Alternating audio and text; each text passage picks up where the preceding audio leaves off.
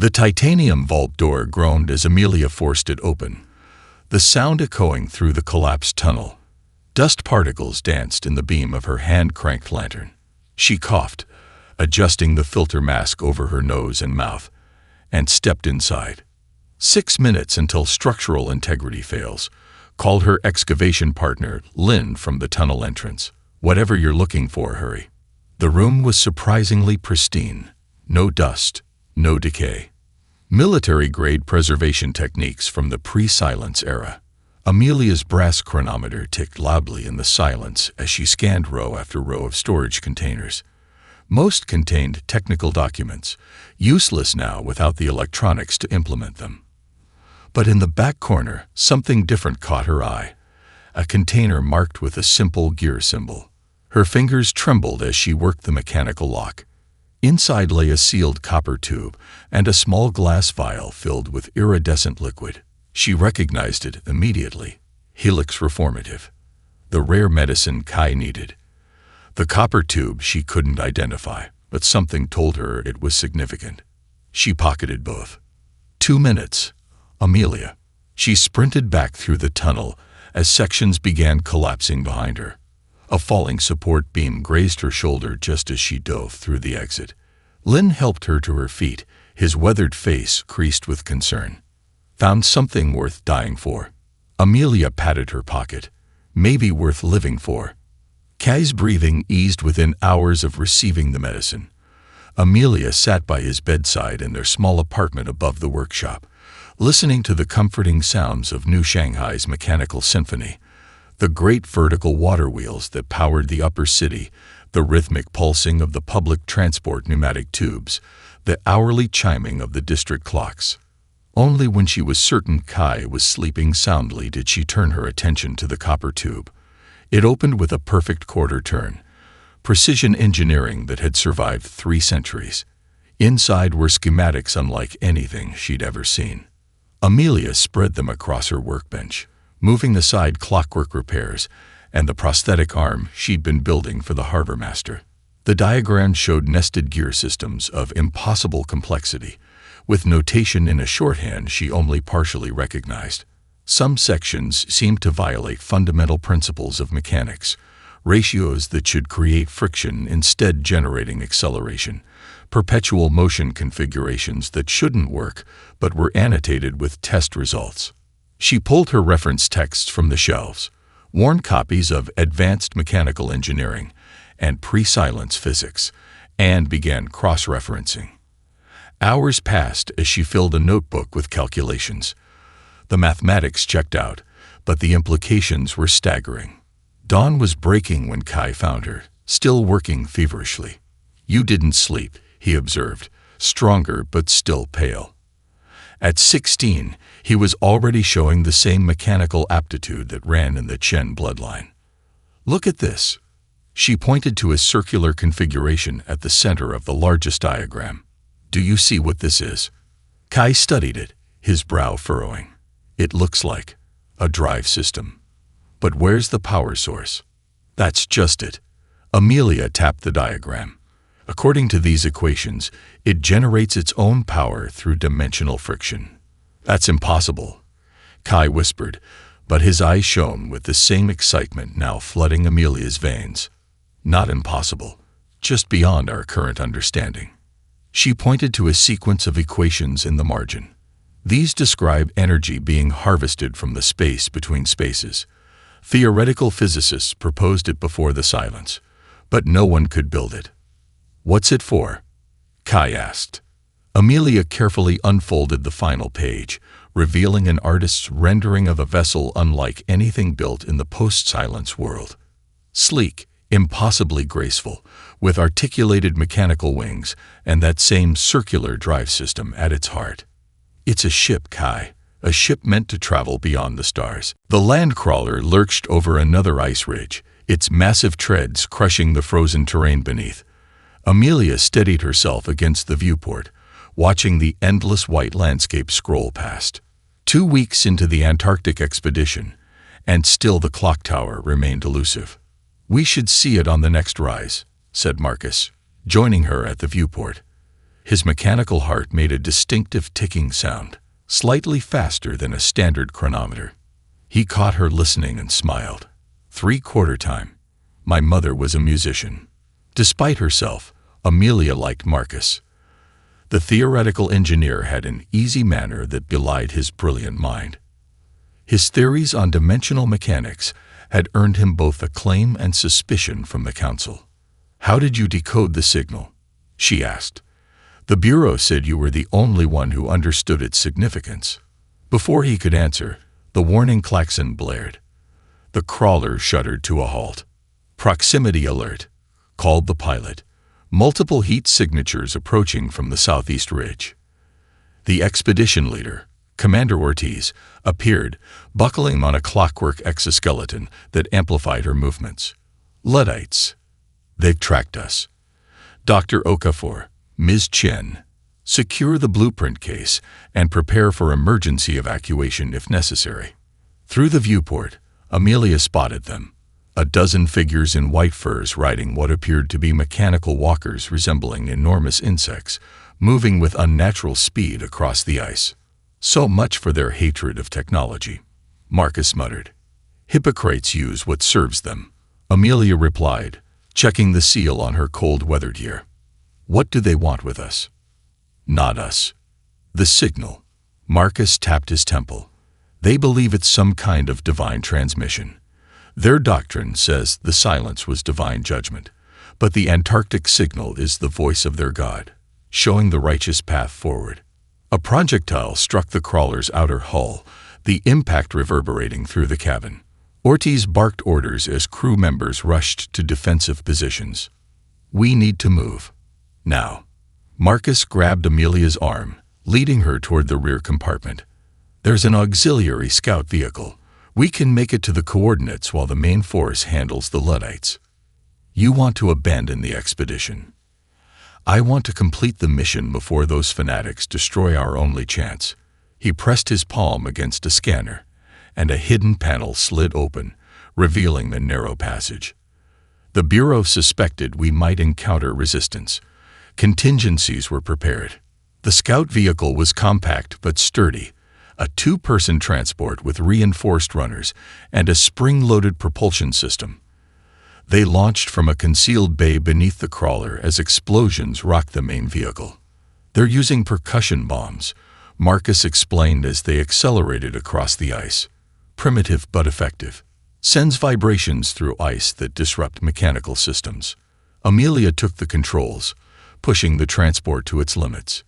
"The coordinates. 3 kilometers north. Just follow the signal strength indicator." He pointed to a brass gauge on the dashboard that pulsed rhythmically. They crested a final ridge, and there it stood, a structure that defied logic. The clock tower rose nearly 200 meters from the ice, a spiraling monolith of brass, copper, and titanium. No signs of rust or weathering marred its perfect geometry, despite centuries of Antarctic storms. Most remarkable were the enormous gears visible through transparent sections of the outer walls, all in constant fluid motion. "Impossible," Amelia whispered. "The energy required to maintain movement for 3 centuries. That's why we're here." Marcus's eyes reflected the tower's golden glow. "It doesn't consume energy. It generates it." As they approached, a section of the tower's base reconfigured itself, gears shifting to form an entrance precisely sized for their vehicle. Inside, the air was unexpectedly warm. The walls pulsed with the gentle rhythm of massive clockwork, like the heartbeat of some mechanical leviathan. A figure emerged from the shadows, an elderly woman in robes embroidered with gear patterns, her eyes sharp beneath a shock of white hair. "Welcome, children," she said. "We've been expecting you for a very long time." The Kilimanjaro facility hummed with activity. Amelia wiped sweat from her brow as she inspected the central gear assembly, a 12-meter behemoth of carbon fiber composites and titanium alloy that would form the heart of the Archimedes drive. Teams of craftspeople from 6 continents worked in synchronized precision around her, each contributing specialized techniques passed down through generations. "The Balinese inlay team is requesting an adjustment to the harmonic dampeners," said Kai, now her official apprentice. The illness had left him thinner but somehow more focused, his eyes constantly analyzing and improving upon every design they implemented. "Tell them to proceed with their recommendation," Amelia replied. "Their intuitive approach to resonance patterns has proven correct twice already." She stepped back to observe the full construction bay. The Archimedes was taking shape as a vessel unlike anything humanity had built before, a fusion of ancient wisdom and post-silence innovation. Unlike the sleek predatory designs of pre-silence spacecraft, this vessel followed organic principles, its overlapping hull sections resembling the spiral patterns of Nautilus shells. The headaches struck without warning. Amelia gasped, clutching the railing as geometric patterns flashed behind her eyes. Concentric circles, spiraling fractals, impossible angles. For a moment, she perceived the entire facility as a single interconnected system, energy flowing not through the mechanisms, but through the spaces between them. Another one. Marcus appeared at her side, his face etched with concern. Since their return from Antarctica, he'd become more than a colleague, a confidant who understood the weight of what they carried. Amelia nodded, accepting the water he offered. Stronger this time. "I saw connections.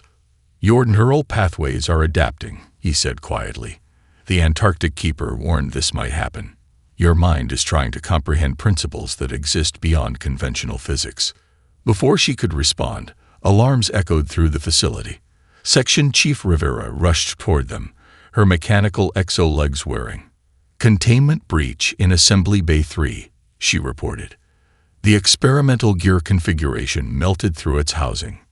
"Impossible," Marcus muttered. "The thermal properties of that alloy." "See for yourself," Rivera interrupted, handing Amelia a view lens. The damage was inexplicable, not melting but warping, as if space itself had twisted around the gears. Precisely the effect they were trying to achieve, but uncontrolled and premature. "Third accident this month," Kai whispered, just loud enough for Amelia to hear. The sabotage pattern was becoming clear, but the perpetrator remained elusive. Security protocols already exceeded anything in the post-silence world. Retinal scanners, mechanical combination locks that reconfigured daily, constant surveillance. Yet somehow, critical calculations were altered, key components compromised. That night, unable to sleep, Amelia retreated to her private workshop adjacent to her quarters. She'd been experimenting with a miniature version of the central drive component, hoping to understand the headaches and the strange dreams that accompanied them. The scale model sat on her workbench. 8 concentric rings of different alloys, each rotating at precise intervals around a central axis. According to conventional physics, the configuration should either lock up from friction or tear itself apart from opposing forces. Instead, it spun in perfect harmony, and as she watched, a small object near the model, a pencil, lifted slightly above the workbench surface. Amelia's breath caught. Not just anti-gravity, but selective influence. The field affected the pencil, but not the heavier tools beside it. She adjusted one gear by a fraction of a millimeter. The pencil rotated, following the gear's new orientation.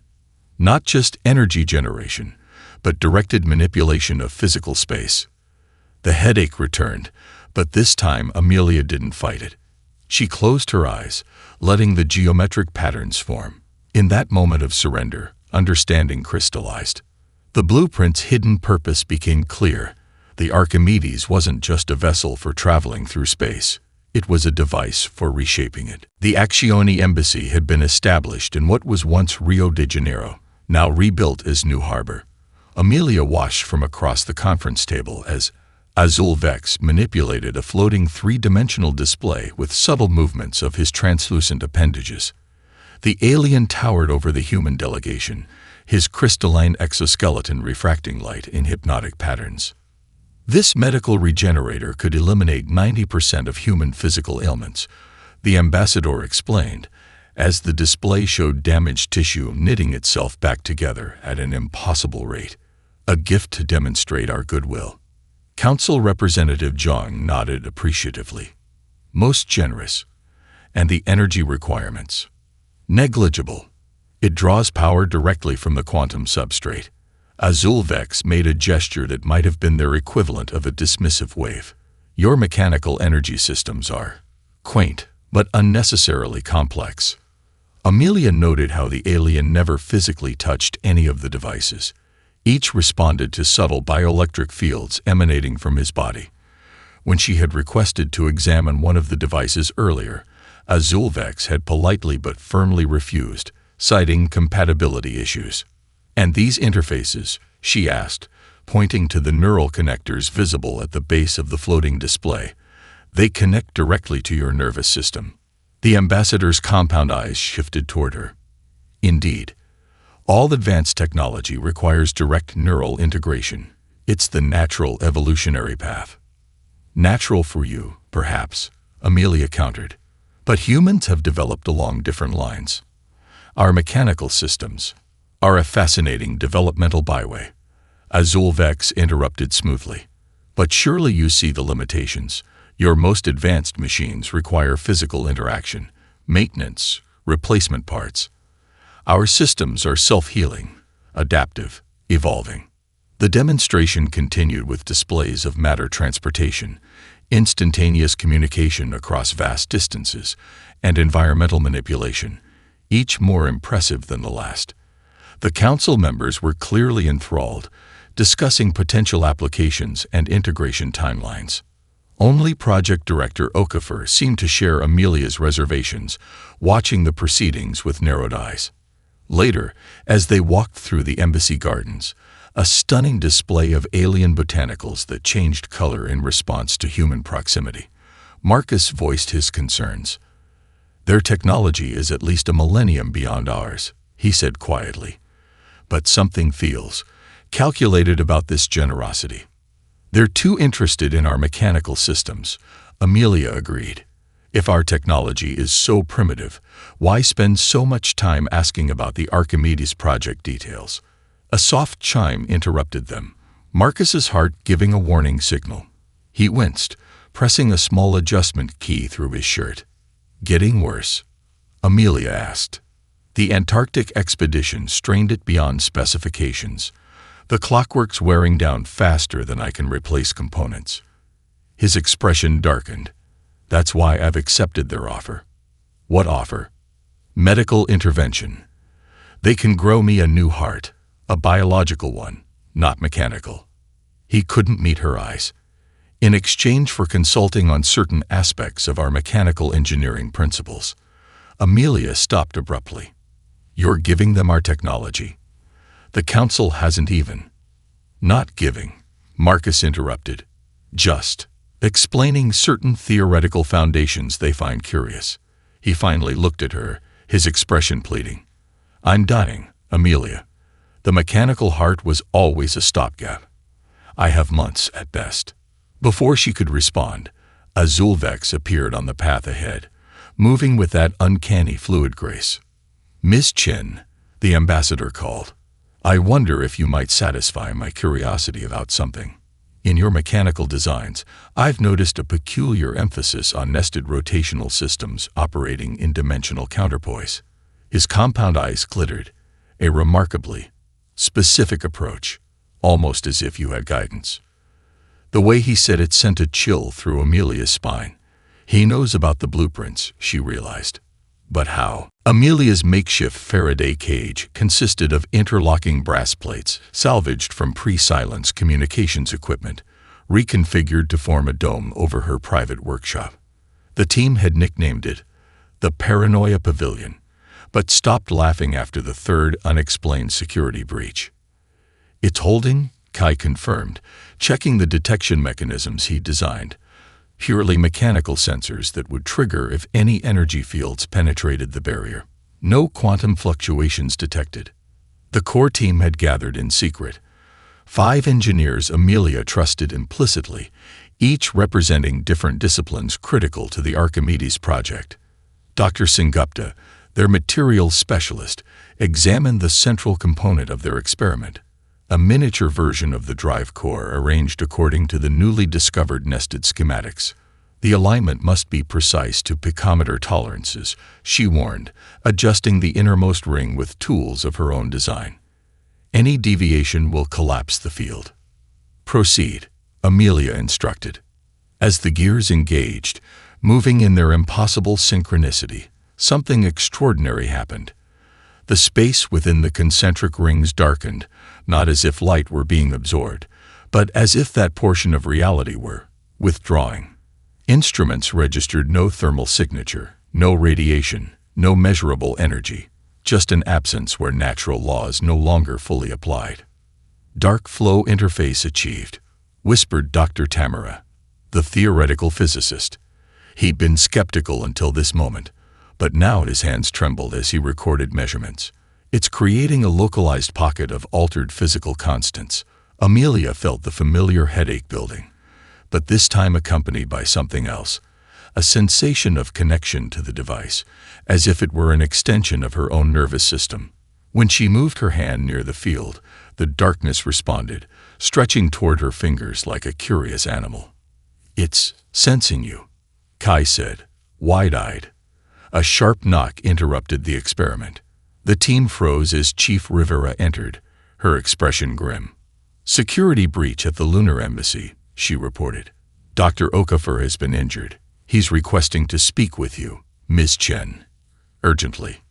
The medical bay's stereo efficiency couldn't mask the gravity of Marcus's condition. His mechanical heart struggled audibly, its rhythm erratic. The right side of his body bore evidence of energy weapon damage. Tissue crystallized rather than burned. "They're not what they seem," he gasped when they were alone. "I accessed their database. The Accioni are just representatives." "Of what?" Amelia asked, gripping his hand. "A system, galaxy-wide, controlled evolution." Each word seemed to cost him. "Humanity is an anomaly. We developed wrong." He pressed a small data cylinder into her palm, a purely mechanical storage device containing thousands of microscopic gears arranged in patterns that encoded information. All species follow a path. Biological to quantum integration. Creates susceptibility to control networks. His eyes cleared momentarily. They guided every known civilization's evolution. Except us. The pulse was meant to restart our development, put us on the standard path. "Why do they fear mechanical technology?" Amelia asked. "Because it can't be." His voice faltered as his heart skipped several beats. The medical monitors registered the disruption with urgent chimes. "Can't be what, Marcus?" "Infected," he whispered. "Their systems rely on quantum entanglement, creates backdoors. But mechanical systems are immune." The monitors shrieked as his heart began to fail completely. Medical staff rushed in, pushing Amelia aside. Through the chaos, Marcus found her eyes one last time. "The Archimedes isn't just a ship," he managed. "It's a key. They're afraid of what it unlocks." As the medical team fought to save him, Amelia slipped the data cylinder into her pocket and back toward the door. Her mind raced, connecting fragments of information into a coherent picture. The sabotage, the Accioni's fixation on human mechanical engineering, the dark flow interface. Not just an evolutionary anomaly, but a threat to a system of control spanning the galaxy. Lightning split the night sky as the Archimedes rose silently from its underground hangar. Rain lashed against the viewport as Amelia guided the vessel through the storm front, the perfect cover for their unauthorized launch. The ship's mechanical systems hummed in perfect harmony, each component resonating with the others in ways that defied conventional engineering. "Atmospheric interface in 30 seconds, Kai announced from the navigation station. His fingers danced across the brass control arrays, making minute adjustments to the vessel's orientation. Energy dampening fields activated. The crew of 7 moved with practiced precision despite never having flown together. Each had been selected not just for technical skill, but for their immunity to the headaches that affected most people who worked closely with the core drive. Whatever neural adaptation allowed Amelia to interface with the technology, these few shared it. Approaching optimum insertion vector, reported Dr. Sengupta from the engineering bay. Dark flow interface stable at 23% capacity. Amelia felt the ship through her neural connection, not as machinery but as an extension of herself, a new set of senses perceiving reality through the distortion field generated by the drive. The storm's electromagnetic interference appeared to her as patterns of light and shadow, revealing paths of least resistance. Adjusting approach, she said, guiding the vessel through a particularly vivid corridor in her perception. Prepare for dimensional slip on my mark. The Archimedes accelerated upward, passing through the clouds into the upper atmosphere. For a brief moment, stars became visible above, and then the alert systems triggered. Axioni vessels detected, called Rivera from Tactical. 3 ships moving to intercept. On the display, crystalline craft shimmered like predatory fish, their quantum drives leaving distortion trails in space-time. They were broadcasting energy on frequencies designed to disrupt electronic systems, a standard countermeasure against human technology. Against the Archimedes, they might as well have been throwing stones at a hurricane. They're deploying their dampening field, Rivera reported with a hint of satisfaction. No effect on our systems. Mark, Amelia commanded. She engaged the dark flow interface at full capacity.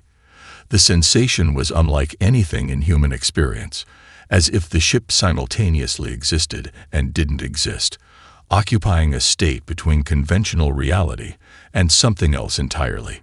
Through the viewport, space itself seemed to fold around them, stars smearing like wet paint.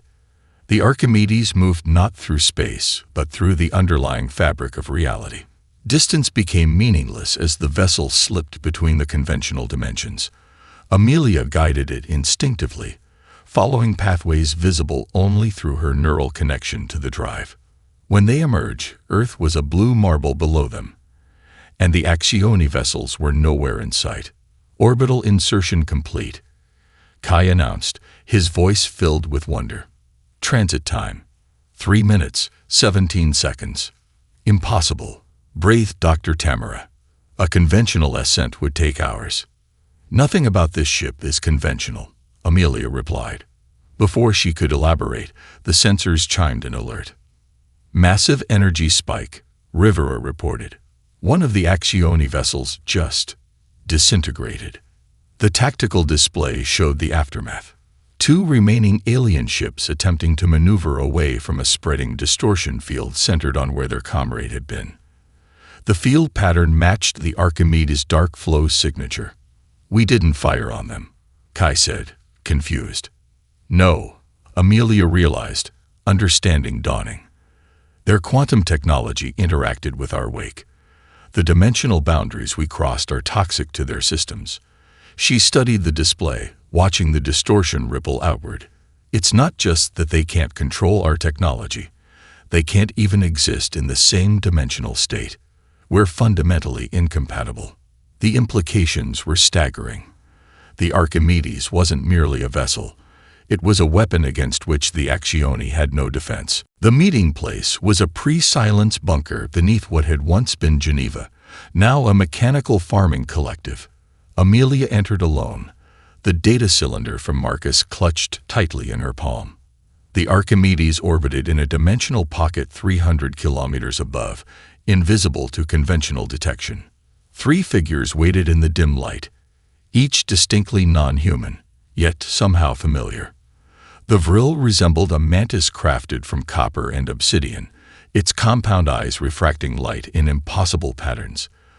The Noor was a crystalline entity whose form shifted constantly, geometric patterns flowing like liquid mathematics. Most strange was the Mist Collective, a swirling cloud contained within an intricate mechanical apparatus that pulsed with soft blue light. The mechanical anomaly.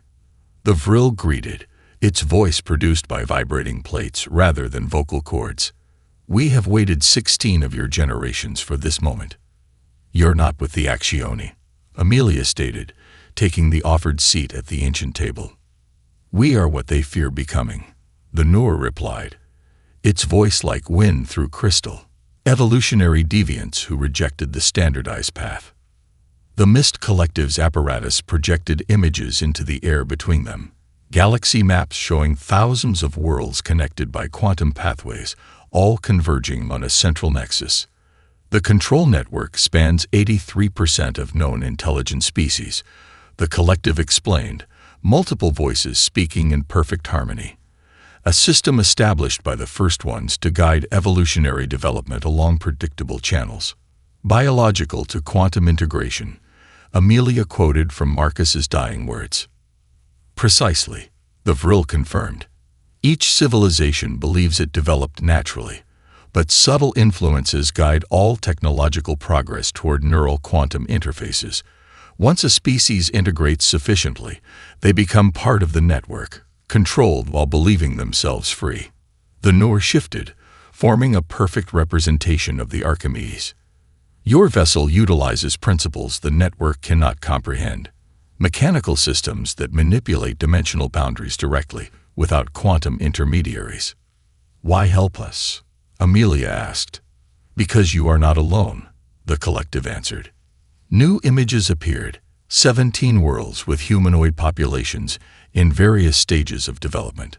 Some showed societies similar to Earth's pre-silence civilization. Others resembled post-silence mechanical cultures. All displayed evidence of technological paths diverging from the standardized path. Seeded by unknown precursors, the Vril explained. Perhaps the same ones who left your Antarctic signal and blueprints, all approaching the same breakthrough you've achieved. Hyaxioni aren't just concerned with Earth, Amelia realized. They're trying to prevent a cascade effect. The network requires uniformity, the Noor confirmed. Your mechanical spacefaring represents more than technological divergence. It's philosophical contamination. It proves another path exists. The Vril extended a segmented limb, revealing a small mechanical device. This contains coordinates for the other human worlds, plus technical specifications for adapting your dry system. Why now? Amelia asked, accepting the device. Why didn't you contact us before? We needed proof, the collective answered. The Archimedes test flight confirmed our theories. Mechanical systems operating on dark flow principles can traverse the dimensional barriers the network uses for control. You can reach the other human worlds before the pulse. What pulse? The three representatives exchanged what might have been glances.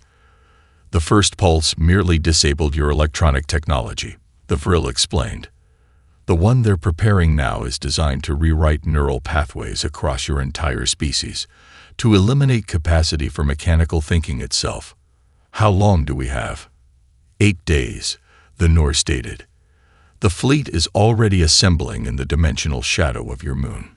As Amelia absorbed this, a new image appeared, complex mechanical schematics unlike anything she'd seen before. These were found in ruins on multiple worlds, the collective said, a system for dimensional synchronization across vast distances.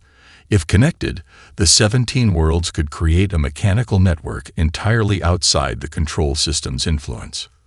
A counter-network, Amelia whispered.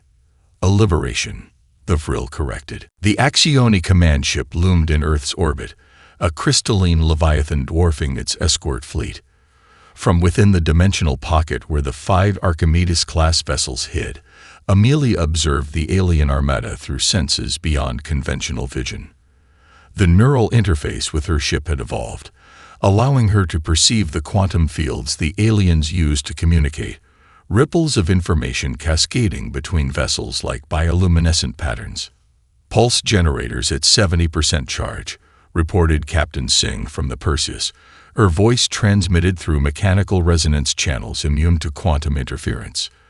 Their targeting grid is aligning with Earth's magnetic poles. The past week had been a blur of impossible achievements.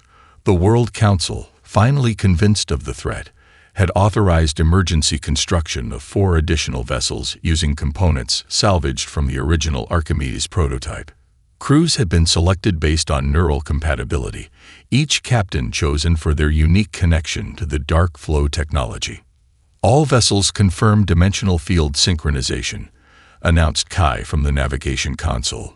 In the 7 months since their first flight, he'd grown from apprentice to equal, his intuitive understanding of the mechanical principles sometimes exceeding even Amelia's. She studied the tactical display where Dr. Sengupta's ingenious mechanical holography projected the fleet positions.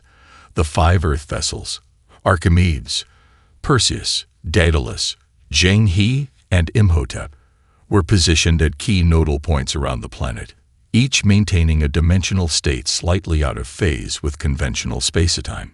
The pulse will propagate through quantum pathways, Amelia reminded the fleet commanders. Our ships must intercept and redirect it through the dimensional interface. To where? Asked Captain Okafor of the Daedalus, Marcus's younger sister who had inherited not only his mechanical heart, but his brilliant mind. Not where, Amelia corrected. When? We're creating a temporal loop that feeds the pulse back to its origin point, milliseconds before emission. It was a desperate gamble based on principles she'd only begun to understand. The dark flow interface didn't just cross space but time, creating pathways between moments, as well as locations. Pulse generators at 90%, Singh reported. Activation imminent. All ships, initiate dimensional inversion, Amelia ordered. On my mark. The 5 captains acknowledged, each connected to their vessels through the same neural pathways that allowed Amelia to sense the dark flow. This shared perception had created a bond between them unlike anything in human experience. Not telepathy, but a consensus reality where the underlying patterns of the universe became visible. Mark. The Archimedes slipped fully into dark flow space, the other vessels following microseconds later. Through her enhanced perception, Amelia saw the pulse begin. A cascade of quantum disruption emanating from the Accioni flagship, designed to rewrite the neural architecture of every human mind on the planet below. The redirected energy struck the Accioni vessels like lightning seeking ground, the quantum feedback creating a catastrophic resonance cascade throughout their fleet. Crystalline hulls shattered as their own technology turned against them. The carefully designed pulse-finding pathways through their quantum biological interfaces. The flagship imploded, collapsing into a singularity that lasted mere seconds before dissipating. Where the mighty Armada had been, only debris remained, glittering fragments spinning in the void. But the true victory wasn't destruction. As the 5 Earth vessels re-established conventional spacetime positioning, a signal arrived. Mechanical transmissions from 16 different coordinates across the galaxy, human voices speaking in languages both familiar and strange. The counter-network had activated. Humanity had found itself again, scattered across the stars, but united by their shared divergence from the standardized path. Not just survivors, but pioneers of a new technological philosophy that even the ancients had never fully realized. What now? Kai asked, as the voices multiplied across the communications array. Amelia smiled, feeling the dark flow patterns connecting worlds that had been separated for millennia. Now we rewrite the rules.